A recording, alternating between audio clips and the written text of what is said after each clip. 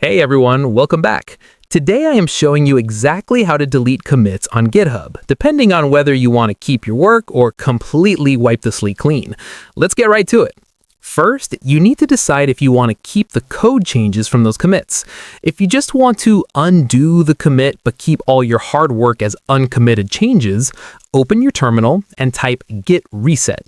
This will remove the very last commit but leave all your files exactly as they are.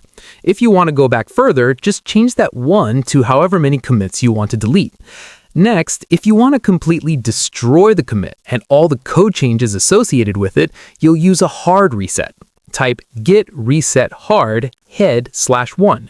Be extremely careful with this command because it permanently deletes your work and there's no undo button once you hit enter.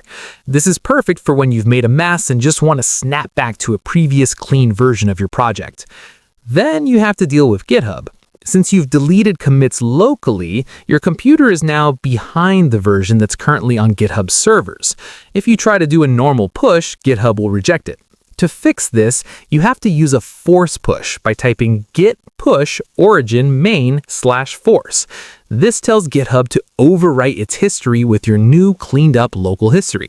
And if you're working on a team, check in with them before you ever use a force push. Since this changes the timeline of the project, it can cause major headaches for anyone else who has already pulled those deleted commits to their own computers.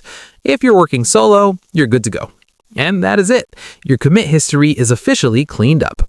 If this quick guide helped you out today, please give the video a thumbs up and subscribe for more tech tutorials. See you in the next one.